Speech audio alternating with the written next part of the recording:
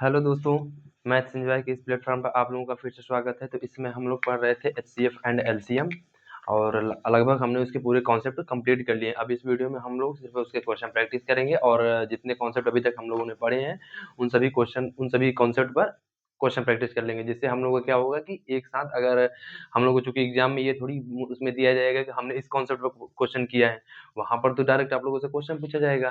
तो वहां पर आप लोगों को सीधे माइंड में ट्रैक होना चाहिए कि हमसे कि हम यह कॉन्सेप्ट वहाँ पर यूज़ करेंगे। तो इसलिए आज हम मिसलेनियस एग्जांपल देख लेंगे, विविध उदाहरण, जिससे क्या होगा कि हम लोग वहाँ पर देखिए यहाँ पर मतलब देखेंगे कि जो हमने अभी तक कॉन्सेप्ट पढ़ा है, कौन-सा कॉन्सेप्ट यहाँ पर यूज़ होगा और अचानक कौन-सा कॉन्सेप्ट आएगा, अचानक उसके बाद कौन-सा आ जाएगा। तो उन सभी कॉन्सेप्ट को एक साथ ट्राई करेंगे कैसे, इस तरीके से आज हम प्रैक्टिस भी कर लेंगे और इससे हम लोगों का क्या होगा, एग्जाम के लिए बेहतर हम लोग की प्रैक्टिस हो जाएगी और एग्जाम में हम लोग का हेल्प मिल जाएगी। ठीक है? तो ठीक है, अब हम लोग पढ़ लेते हैं। आज हम लोग जो पढ़ने वाले हैं उसी का एक एग्जांपल देख मतलब कई एग्जांपल देख लेते हैं, जिससे हम लोगों को एग्जाम में प्रॉब्लम ना हो। तो चलिए देख लेते हैं पहली संख्या क्या है। और आप लोगों को एक बात बता दें कि आप लोग नोट जरूर बना लीजिएगा, क्योंकि उसमें हम नहीं कह रहे हैं कि आप लोग उसमें मतलब पूरा अच्छे तरीके से लिखें, लेकिन जो कॉन्सेप्ट मैं बताता हूँ तो कॉन्सेप्ट को आप लोग नोट कर लीजिए करिए। और क्वेश्चन प्रैक्टिस की बात जहाँ होती है तो उसको अगर आप लोग सिर्फ क्वेश्चन देख के अपने से सॉल्व कर लें तो चलेगा, लेकिन कॉन्सेप्ट आप जरूर नोट करिए, क्योंकि अगर हर चैप्टर का आपके पास कॉन्सेप्ट रहेगा तो क्वेश्चन इजीली तरीके से सब बन जाएंगे। ठीक, तो चलिए देखते हैं, हम लोग क्वेश्चन देख लेते हैं जिससे हम लोगों को कुछ फायदा भी हो जाए। क्वेश्चन 1 क्या है? दो संख्याओं का एचसीएफ और एलसीएम क्रमशः 8 और 224 है। ठीक, यदि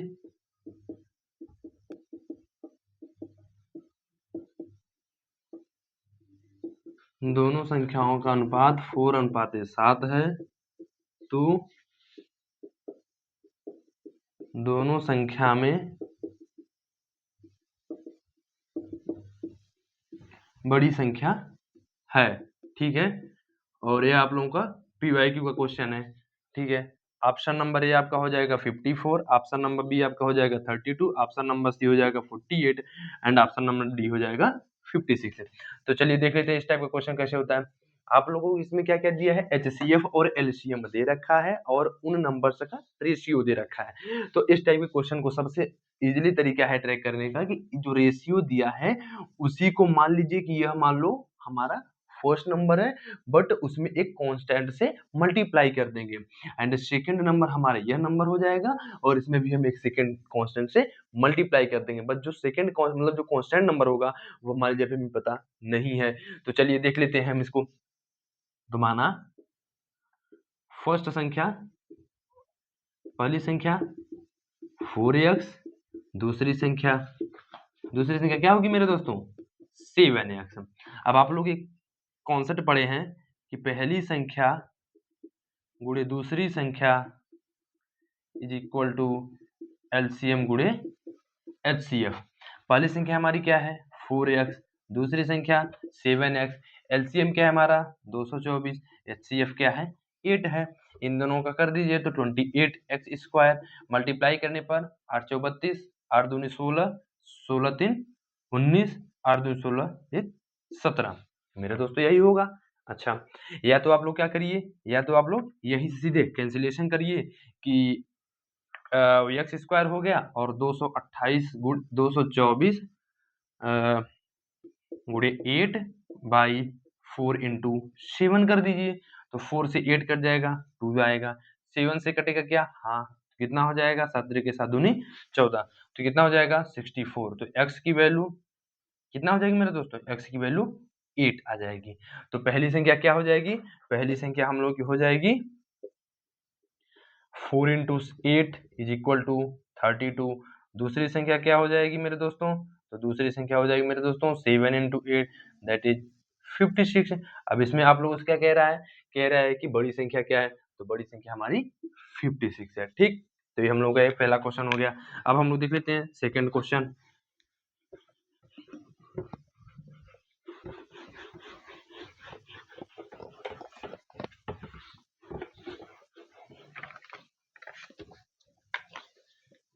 मेरे दोस्तों सेकंड क्वेश्चन कह रहा है 12 मीटर 95 सेंटीमीटर लंबे और 3 मीटर 85 सेंटीमीटर चौड़े कमरे की छत को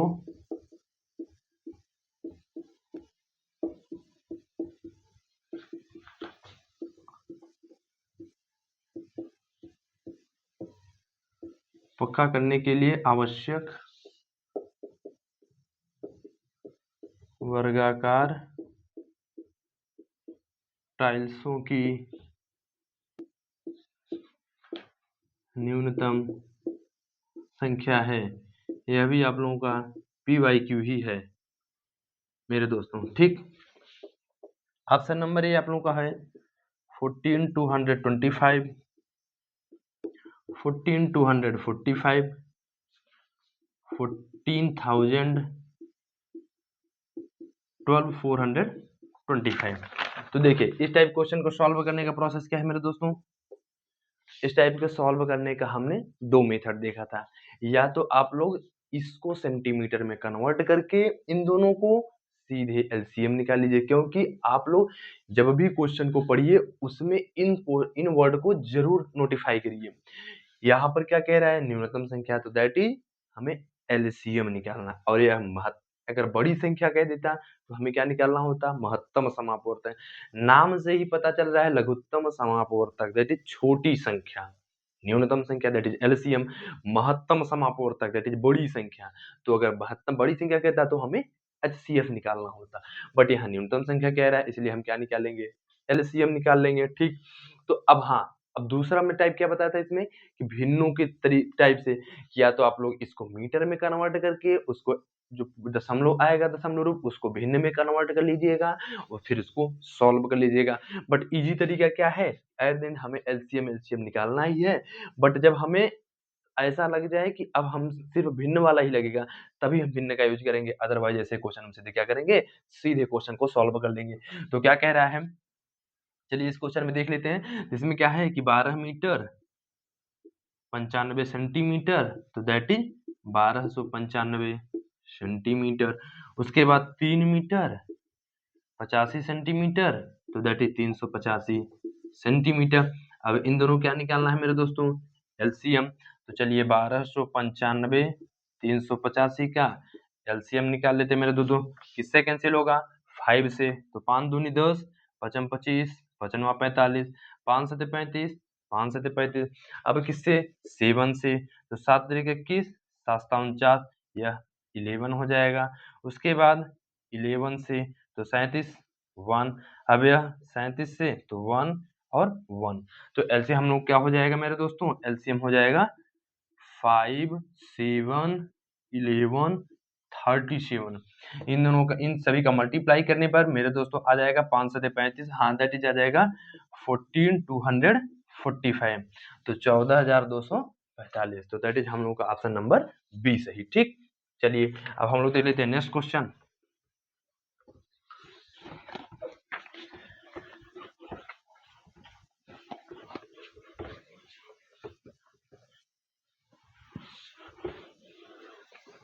मेरे दोस्तों क्वेश्चन नंबर 3 क्या कह रहा है, आप लोग कॉन्सेप्ट रिवाइज किए होंगे तभी क्वेश्चन नंबर 3 आप लोगों से बनने वाला है। तो निम्न में से सही कथन चुने।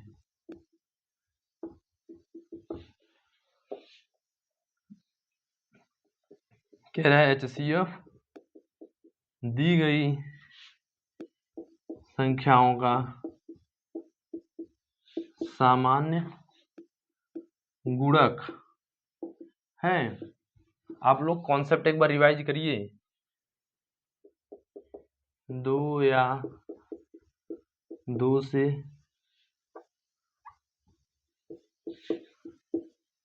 अधिक संख्याओं का HCF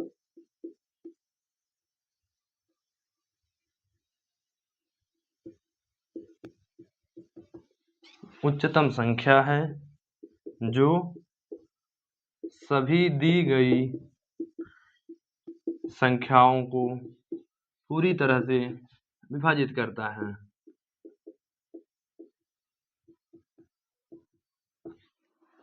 ठीक, ऑप्शन नंबर सी क्या कह रहा है? ऑप्शन नंबर सी कह रहा है मेरे दोस्तों, HCF को सबसे छोटा सामान्य विभाजक भी कहा जाता है। क्या आप लोगों ने कॉन्सेप्ट रिवाइज किया? तो कॉन्सेप्ट एक बार पीछे पलट कर देखिए क्वेश्चन को अपने, मतलब आप लोग अपने नोट्स को एक बार पीछे पलट कर देखिए एक बार। अभाज्य गुणनखंड में HCF की विधि में दी गई सभी संख्या के गुणजों को सूचीबद्ध किया जाता है।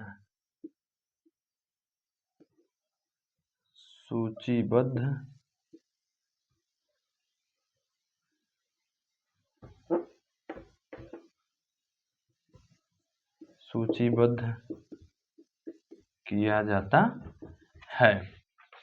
आप लोग एक बार फर्स्ट लेक्चर को एक बार अपने नोट्स में खोलिए, हमने वहां पर HCF क्या होता है एंड LCM क्या होता है वहां पर हम लोगों ने पढ़ा था। HCF क्या, LCM क्या होता है? इस क्वेश्चन में हम लोग को HCF पूछ रहा है, तो हम लोगों ने LCM पढ़ा था। LCM होता है जब भी हम दो या दो से अधिक संख्याओं का LCM निकालते हैं तो जो संख्या हमें मिलती है वह संख्या उन सभी संख्याओं से पूरी तरीके से विभाजित होती है। लेकिन HCF क्या होता है? दो या दो से अधिक संख्याओं का जब अभी हम HCF निकालते हैं तो जो संख्या हमें मिलती है वह संख्या उन सभी संख्याओं को पूरी तरीके से मतलब उन संख्याओं को पूरी तरीके से विभाजित करती है। हमने कहा इस टाइप के क्वेश्चन में चूंकि हम लोगों से HCF एंड मतलब LCM दैट इज HCF के बारे में पूछ रहा है, बट हम लोगों ने LCM के बारे में पढ़ा था कि जब अभी हम दो या दो से अधिक संख्याओं का LCM निकालते हैं तो जो संख्या हमें मिलती है वह संख्या उन सभी संख्याओं से पूरी तरीके से विभाजित होती है, जबकि जब हम उन संख्याओं का HCF निकालते हैं तो जो संख्या हमें मिलती है वह संख्या उन संख्याओं को पूरी तरीके से विभाजित करती है। तो चलिए इसमें देखते हैं क्या ऐसा कोई ऑप्शन है क्या? तो दो या दो से अधिक संख्याओं का HCF उच्चतम संख्या है जो सभी दी गई संख्याओं को पूरी तरह से विभाजित करती है। तो ऑप्शन नंबर बी सही। ठीक, चलिए तो इसमें देखिए आप लोगों क्या, आप लोग कॉन्सेप्ट ही आप लोगों को यहाँ पर यूज हुआ है। आप लोगों को से कुल मिला के यह टाइप का जो क्वेश्चन था मेरे दोस्तों ना, यह क्वेश्चन कहाँ आया था आप लोगों का? यह क्वेश्चन आप लोगों का पूछा भी गया था SSC CGL में। SSC CGL 2022 का क्वेश्चन था मेरे दोस्तों यह क्वेश्चन। ठीक, तो इस टाइप ये जो क्वेश्चन था आप लोगों का PYQ था। ठीक,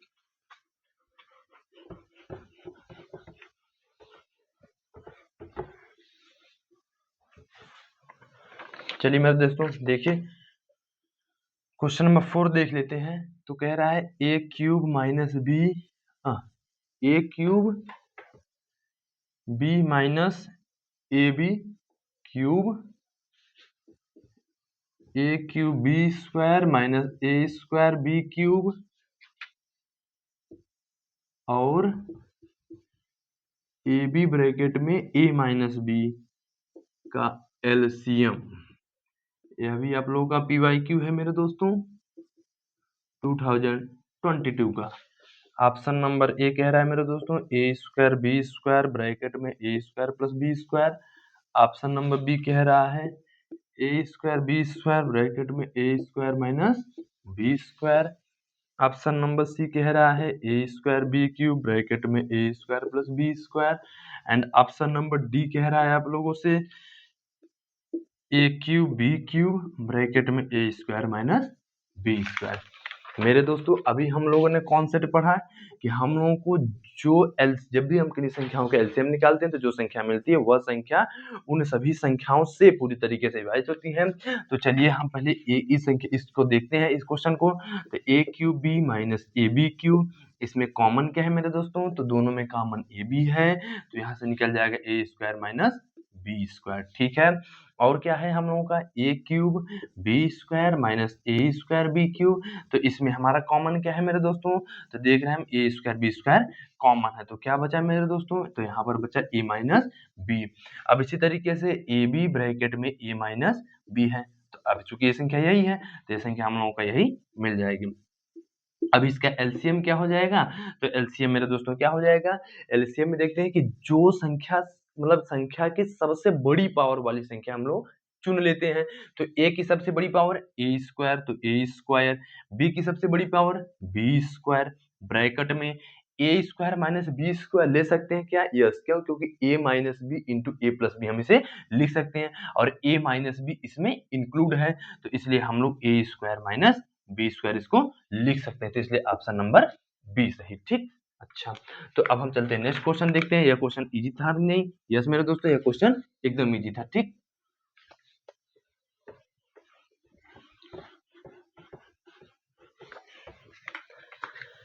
मेरे दोस्तों क्वेश्चन नंबर 5वां कह रहा है आप लोगों से, क्या कह रहा है कि 186.6 और 373.2 का एलसीएम बताइए। यह क्वेश्चन आप लोगों से एसएससी सीजीएल 2022 में पूछा गया था, ठीक। चलिए, ऑप्शन नंबर ए कह रहा है आपसे 373.2, ऑप्शन नंबर बी कह रहा है 398.2, ऑप्शन नंबर सी कह रहा है 146.6, ऑप्शन नंबर डी कह रहा है मेरे दोस्तों कि 276.6। चलिए, इसमें क्या कह रहा है मेरे दोस्तों, तो अब हम आपको बताए थे अभी जो हमने पिछला क्वेश्चन देखा था मीटर को सेंटीमीटर में कन्वर्ट करके सीधे हम लोगों ने एलसीएम निकाल लिया था। क्या इसमें ऐसा कोई ऑप्शन है क्या मेरे पास, तो ऐसा मेरे पास इसमें कोई भी ऑप्शन नहीं था, इसलिए अब हमें इसमें क्या लगाना पड़ेगा, इसमें हमारी मजबूरी है कि अब हमें इसे भिन्नों के तरीके से ही निकालना पड़ेगा, भिन्न वाला मेथड अप्लाई करना पड़ेगा, ठीक है। तो हम क्या 186.6 को क्या लिख सकते हैं मेरे दोस्तों, 186.6 को हम लिख सकते हैं 186 6/10 लिख सकते हैं मेरे दोस्तों। अच्छा, अब इसको सॉल्व कर लेंगे तो 2 से कैंसिलेशन करेंगे तो 2 9 18, 2 तिहाई 6, 2 तिहाई 6/2 पंचे 10, 2 से कैंसिलेशन करने पर मेरे दोस्तों यही आएगा ना। अच्छा, अब 373.2 को क्या लिख सकते हो मेरे दोस्तों, 373.2 को लिख सकते हो 373 एंड 2/10। इसी तरीके से इसको 2 से कैंसिलेशन करेंगे तो हो जाएगा 2 1 का 2, 2 8 16, 1 3, 2 6 12, 2 6 12/2 पंचे 10। अब क्या निकालेंगे, एलसीएम निकालना है, तो एलसीएम निकालने के लिए क्या करते हैं हम, एलसीएम हमें किसका निकालना है मेरे दोस्तों, एलसीएम में निकालना है 933/5 कामा 18 66/5। तो इसका निकालने के लिए क्या कहते हैं हम कि एलसीएम निकाल लो आप किसका 933 और कामा 18 66 एचसीएफ किसका निकाल लो मेरे दोस्तों 5 कामा 5 का। तो अब जब आप इसका एलसीएम निकालोगे तो 933 और 18 66, अब यहाँ दिखा दिए इसका एलसीएम, तो 2 से कैंसिल करिए तो 933 तो कैंसिल होगा नहीं बट ये हो जाएगा, तो दोनों 18 2 तिहाई 6, तो दैट इज 2 से फिर 2 से तो होगा नहीं, अब यह 933 से ही कैंसिल हो जाएगा, तो यहाँ भी 1 यहाँ भी 1, तो हमारा एलसीएम क्या हो जाएगा, दैट इज 1866। अच्छा, अब एचसीएफ क्या हो जाएगा मेरे दोस्तों, तो एचसीएफ हो जाएगा 5, दोनों में कॉमन है। अब इसको सॉल्व कर दीजिए तो 5 तिहाई 15, 3 6, 5 7 35, 1 6, 5 तिहाई 15, 5 दूनी 10, तो 373.2 ऑप्शन नंबर ए सही, ठीक। तो ये टाइप क्वेश्चन कैसा था, एकदम इजी था, एकदम आप लोग चाहे तो इसको इजी तरीके से सॉल्व कर सकते हैं, ठीक। चलिए, अब देख लेते हैं हम लोग नेक्स्ट क्वेश्चन।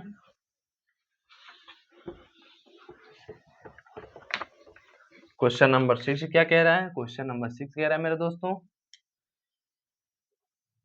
एक टायर में 2 पंचर होते हैं, ठीक।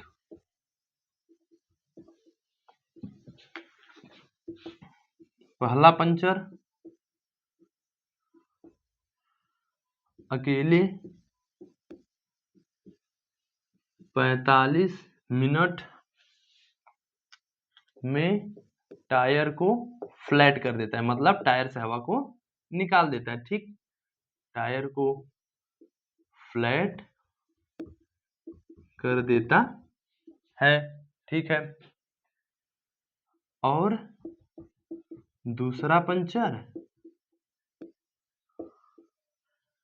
अकेले इसे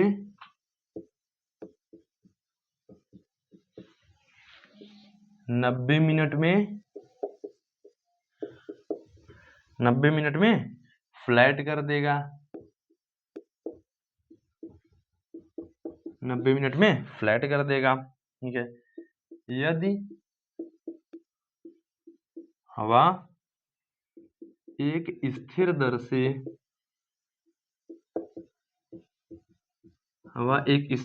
से लीक होती है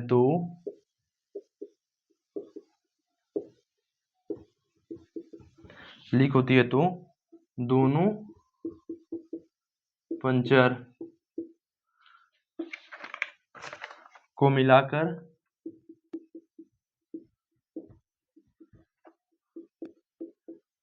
टायर को सपाट करने में कितना समय मिनट में लगेगा। ठीक, चलिए ऑप्शन नंबर ए आपसे कह रहा है 30, ऑप्शन नंबर बी कह रहा है आपसे 45, ऑप्शन नंबर सी कह रहा है 15, ऑप्शन नंबर डी कह रहा है 40। यह भी आप लोगों का पीवाईक्यू ही है मेरे दोस्तों 2022 का। तो देखिए मेरे दोस्तों, इस टाइप के क्वेश्चन को ट्रैक करने का सबसे इजी तरीका क्या है मेरे दोस्तों? कुछ नहीं, देखिए इसमें आप लोगों को कह रहा है कि जो पहला पंचर है अकेले 45 मिनट में टायर को फ्लैट करता है, लेकिन जो सेकंड पंक्चर है वह टायर को 90 मिनट में फ्लैट करता है। कहाँ गया? ये रहा। ठीक, अच्छा अब इसको क्या करेंगे हम करते हैं, देखिए 45 मिनट में क्या कर रहा है? फ्लैट कर रहा है। ठीक, अब इसमें वर्किंग वाला फार्मूला लगेगा, दैट इज 1 मिनट में कितना काम करेगा, 1 मिनट में किया गया काम कितना हो जाएगा मेरे दोस्तों? 1/45, दैट इज यूनिटरी सिस्टम, वही यहाँ फॉलो हो रहा है। ठीक है, अच्छा अब इसी तरीके से कह रहा है 90 मिनट में फ्लैट कर रहा है। अच्छा, तो जो फ्लैट कर रहा है ये तरीके से काम ही है। अच्छा, तो 1 मिनट में कितना काम? 1 मिनट में किया गया काम कितना है मेरे दोस्तों? 1/90। अब काम मिनट नहीं है, 1 मिनट में किया गया काम। तो अब हम यहाँ लिखते हैं 1 मिनट में दोनों पंचर द्वारा किया गया काम, दोनों पंचर द्वारा किया गया काम कितना हो जाएगा मेरे दोस्तों? तो 1/45 प्लस 1/90। अब 45 और 90 का एलसीएम कितना होगा मेरे दोस्तों? तो 45 और 90 का एलसीएम 90 ही होगा। अब इसको सॉल्व करेंगे तो 45 दूना 90 प्लस यह हो जाएगा 1, तो कितना हो जाएगा मेरे दोस्तों? 3/90। तो दैट इज कितना हो जाएगा? 1/30। तो 1 मिनट में दोनों द्वारा किया गया काम 1/30। तो टाइम कितना लगेगा? तो इसी का रेसिप्रोकल कर दीजिए, तो कितना मेरे दोस्तों? 30 मिनट। तो दैट इज ऑप्शन नंबर ए सही। ठीक, 1 मिनट में किया गया काम 1/30 दोनों पंचर द्वारा। तो अब हमें समय में चेंज करना है, तो उसी का रेसिप्रोकल करिए, that is 30 minute. Option number ए सही। ठीक, चलिए अब हम लोग देख लेते हैं नेक्स्ट क्वेश्चन।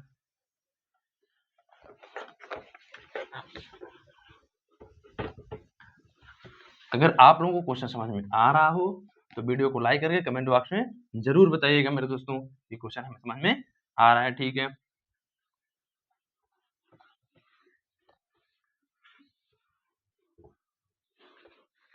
चलिए क्वेश्चन नंबर 7वां। ठीक है, देखिए मेरे दोस्तों क्वेश्चन नंबर 7वां क्या कह रहा है? ए और बी दो अभाज्य संख्याएं हैं, जैसे ए ग्रेटर देन बी और उनका एलसीएम 209 है। तो बी स्क्वायर माइनस ए का मान। मेरे दोस्तों एक बार अपने से इसको सॉल्व करिए, जिन लोगों को समझ में आ रहा हो कि यह क्वेश्चन हो जाएगा, और कमेंट बॉक्स में इसका आंसर देने का प्रयास करिए। एक बार देखिए कि अपने से क्वेश्चन सॉल्व हो रहा है, और जिनसे नहीं हो रहा है वो वीडियो को जारी रखें देखना। अभी इसका सोल्यूशन हम लोग देख लेते हैं। आप लोगों से इस क्वेश्चन में क्या कह रहा है, चलो इसको देख लेते हैं। तो इसमें आप लोग कह रहा है ए और बी दो अभाज्य संख्याएं हैं। तो दैट इज ए और बी दो ऐसी संख्याएं हैं जो 1 और स्वयं के अलावा किसी और संख्या से विभाजित नहीं होगी, और उनका एलसीएम 209 है। तो हम एलसीएम 209 को हम कन्वर्ट कर देते हैं किसमें, प्राइम फैक्टर में। तो इसको लिखेंगे किससे, 11 से कैंसिल होगा, और किससे कैंसिल हो रहा है, 9 2 11, 11 1 11, 11 9 99। तो दैट इज 11 1 11, 11 9 99। तो दैट इज 19। ठीक, अच्छा। अब तो देखिए यहाँ पर क्या हो जाएगा, यहाँ पर हो जाएगा a ग्रेटर देन b। तो a क्या है, बड़ा है। तो दैट इज a की वैल्यू क्या हो जाएगी 19, b की वैल्यू क्या हो जाएगी 11। ठीक, अब कह रहा है बी स्क्वायर माइनस ए की वैल्यू। तो b की वैल्यू 11, 11 का स्क्वायर माइनस 19, 11 का स्क्वायर 121 माइनस 19। इसको सॉल्व कर लीजिए। 11 में से 9 गए, 2 यहाँ 0, यहाँ पर 1, तो 102 ऑप्शन नंबर बी सही। ठीक, तो ये क्वेश्चन एकदम इजी था, है ना मेरे दोस्तों। ठीक है, चलिए अब हम लोग देख लेते हैं next question. Question number 8। Question number 8 क्या कह रहा है मेरे दोस्तों, तो क्वेश्चन नंबर 8 कह रहा है वह न्यूनतम संख्या ज्ञात करो जिसे 12, 18, 24 व 30 से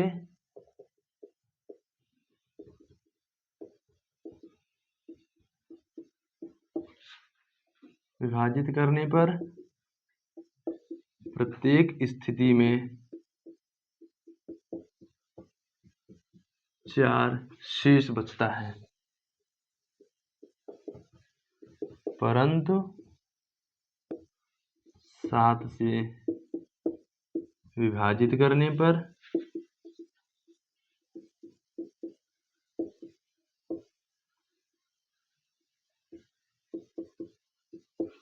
कोई शेष नहीं बचता।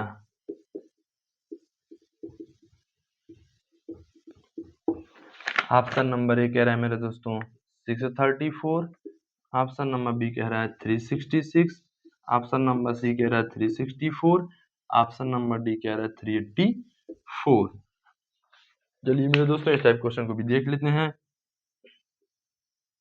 क्या हो जाएगा।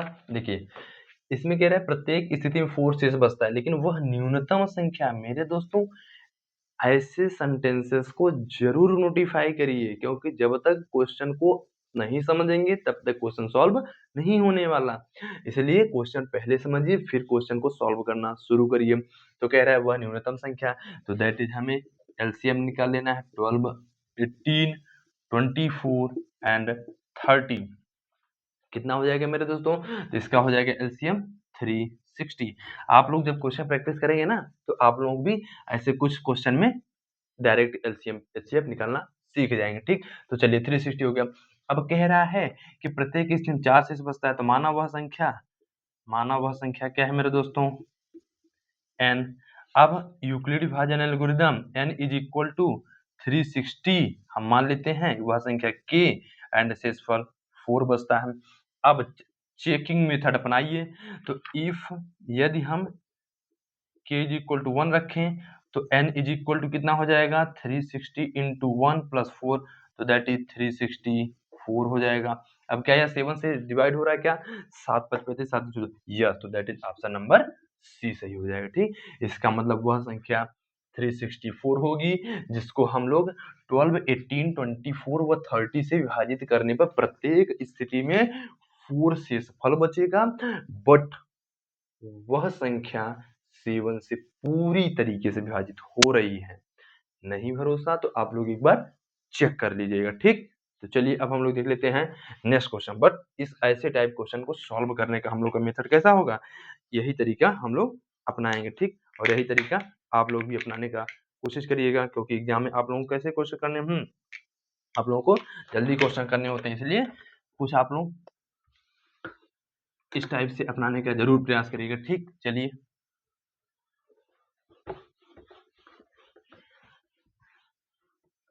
जी मेरे दोस्तों, क्वेश्चन नंबर 9 क्या कह रहा है, तो क्वेश्चन नंबर 9 देख लेते हैं। 9 यह कह रहा है कि वह, मेरे को दोस्तों क्वेश्चन को जरूर पढ़ने का प्रयास करिए, वह सबसे बड़ी संख्या ज्ञात करो जिससे 108, 124 और 156 को विभाजित करने पर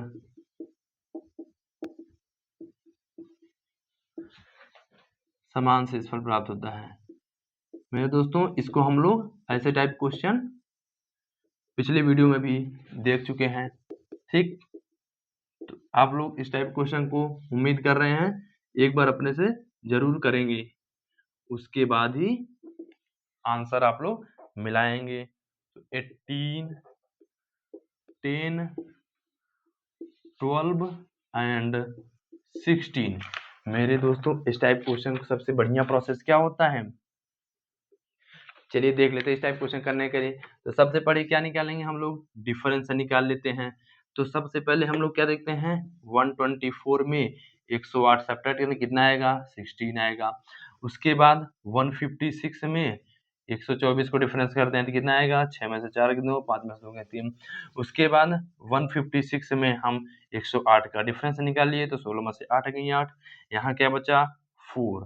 तो हो गया, तीनों के बीच डिफरेंस निकालने के बाद वह सबसे बड़ी संख्या, तो दैट इज हम निकाल लेंगे HCF किसका, 16, 32 एंड 48 का। HCF निकालने पे कितना आएगा मेरे दोस्तों, 16। तो ऑप्शन नंबर डी सही, ठीक। तो इस टाइप क्वेश्चन का करने का प्रोसेस क्या होता है, तो इस टाइप के करने का प्रोसेस ये होता है कि सबसे पहले सभी संख्याओं के बीच का हम डिफरेंस निकाल लेंगे, और जो संख्या हमें मिलेगी उस संख्या का अगर सबसे बड़ी संख्या कह रहा है तो हमें HCF निकाल लेना है और वही हमारा आंसर हो जाएगा, ठीक। चलिए अब हम लोग देख लेते हैं नेक्स्ट क्वेश्चन।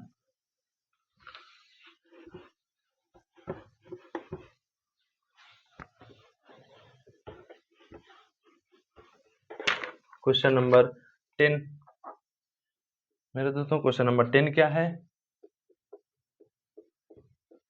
दो संख्याओं का योग 60 है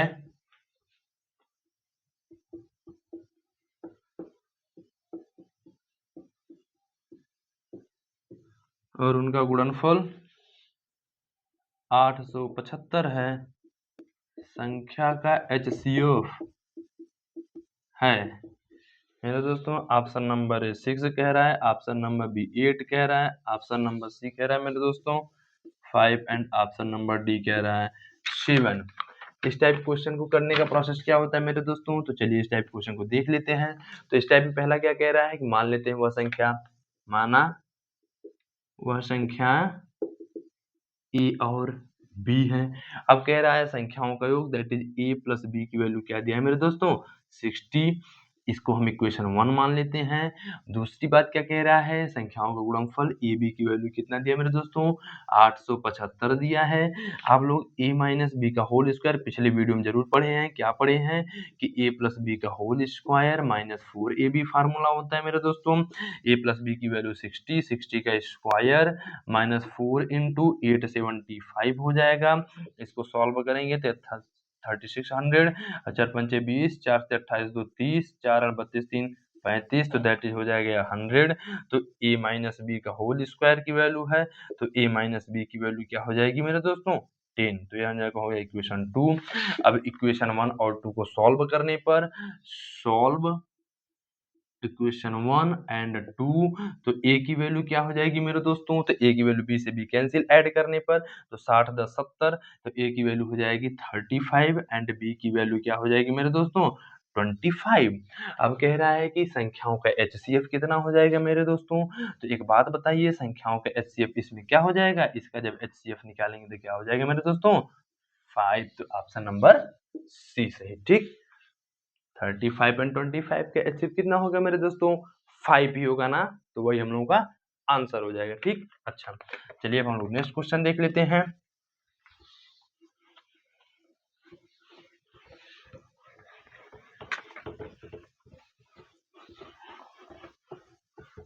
हाँ मेरे दोस्तों क्वेश्चन नंबर 11, क्वेश्चन नंबर 11 क्या कह रहा है,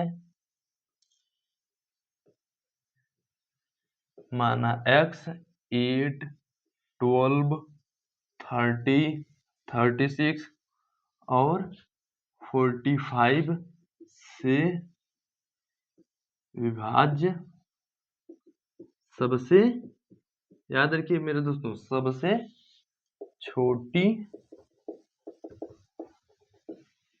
सबसे छोटी संख्या है और जो x भी एक क्या है मेरे दोस्तों पूर्ण वर्ग है। ठीक है, तो x का मान option number A 3600, option number B 4900, option number C 2500 and option number D 4225। मेरे दोस्तों इस टाइप के क्वेश्चन को सॉल्व करने का प्रोसेस क्या होता है, तो मैं सबसे पहले आप लोगों को कहता हूं कि जब भी आप लोग एग्जाम में जाएं, जब भी किसी क्वेश्चन को सॉल्व करने का प्रयास करें, उससे पहले आप लोग क्वेश्चन को रीड करिए और क्वेश्चन को समझिए। जब तक आप लोग क्वेश्चन नहीं समझेंगे सॉल्व करने का कोई मतलब नहीं निकलेगा। तो सबसे पहले क्वेश्चन जब हम पढ़ते हैं तो इसमें क्या देखते हैं कि वह सबसे छोटी संख्या, तो दैट इज 8 12 13 36 और 45 का एलसीएम निकालना है। तो चलिए निकाल लेते हैं।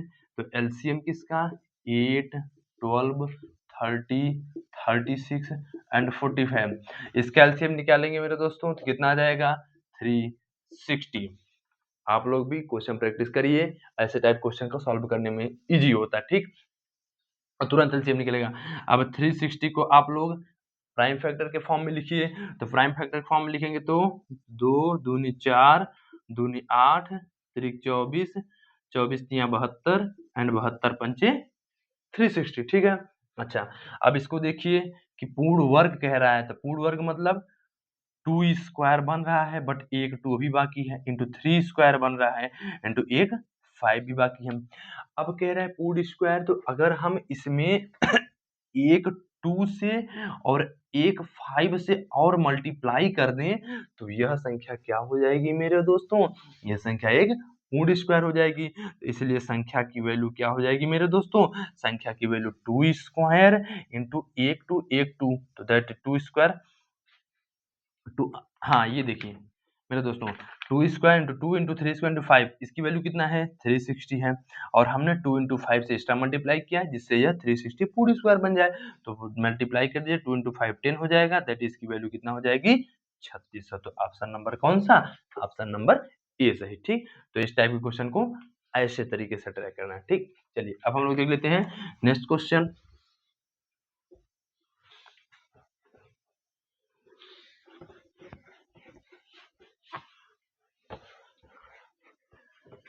क्वेश्चन नंबर 12, क्वेश्चन नंबर 12 में क्या कह रहा है, यदि 56 57 और 58 का एलसीएम के है, दैट इज इसका एलसीएम हमें दे रखा है, तो 56 57 58 और 59 का एलसीएम, चलिए मेरे दोस्तों इसका एलसीएम कितना हो जाएगा, तो कह रहा है ऑप्शन नंबर 117 के, ऑप्शन नंबर बी 59 के, ऑप्शन नंबर सी 56 के, ऑप्शन नंबर डी 57 की। इस टाइप क्वेश्चन का कैसे होगा सॉल्व, देखिए मेरे दोस्तों इस टाइप के क्वेश्चन को इजी तरीके से सॉल्व भी किया जा सकता है, बस आप लोग एक बार कॉन्सेप्ट अगर अच्छे से पढ़े होंगे तो। कैसे? देखिए, इसमें एलसीएम किसका 56, 57 एंड 58 का एलसीएम कितना दिया है? ये दिया है। हम लोगों ने पढ़ा है कि एलसीएम में हमें जो संख्या मिलती है वह संख्या उन सभी संख्याओं से पूरी तरीके से विभाजित होती है, उन संख्याओं से। अब कह रहा है कि एलसीएम निकाल लिए किसका 56, 57, 58 एंड 59 इन संख्याओं का एलसीएम के अब इनटू अगर हम 59 कर दें तो दैट इज 59 के ऑप्शन नंबर बी सही। ठीक, कैसे? देखिए, अब हम अगर 59 के कह दें तो हम लोग कॉन्सेप्ट पढ़े हैं कि जो संख्या मिलती है यह संख्या उन सभी संख्याओं से पूरी तरीके से विभाजित होती है। तो चूंकि जो k है वह 56, 57 एंड 58 इन तीनों से विभाजित हो ही रही है, बट इसमें क्या है, एक नया क्वेश्चन दे, मतलब एक नया नंबर दे दिया 59। अब अगर हम इस नंबर से इसे मल्टीप्लाई कर दें तो यह 59 के इन चारों से अब डिवाइड हो जाएगी, तो इसलिए हम लोग कैल्शियम 59 के हो जाएगा। ठीक, चलिए अब हम लोग आज का लास्ट क्वेश्चन देख लेते हैं, उसके बाद हम लोग मिलेंगे नेक्स्ट लेक्चर में।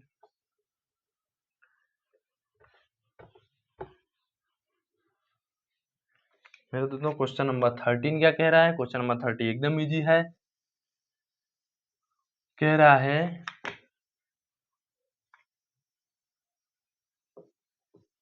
3 संख्या 3:5:7 के अनुपात में है और उनका क्या एलसीएम 840 है, तो HCF यह मेरे दोस्तों आप लोगों का PYQ है SSC MTS 2021 का। ठीक, ऑप्शन नंबर ए कह रहा है 6, ऑप्शन नंबर बी कह रहा है 4, ऑप्शन नंबर सी कह रहा है 5। ठीक है, देखिए इस टाइप क्वेश्चन कैसे किया जाता है, हम लोगों ने क्या कहा था, इस टाइप के क्वेश्चन को सबसे करने का सबसे अच्छा प्रोसेस ये है कि हम इसमें एक कांस्टेंट नंबर से मल्टीप्लाई करेंगे और फिर उसको सॉल्व करने का प्रोसेस फॉलो करेंगे। ठीक, तो कैसे? माना संख्याएं कौन सी हो जाएंगी, 3x 5x 7x।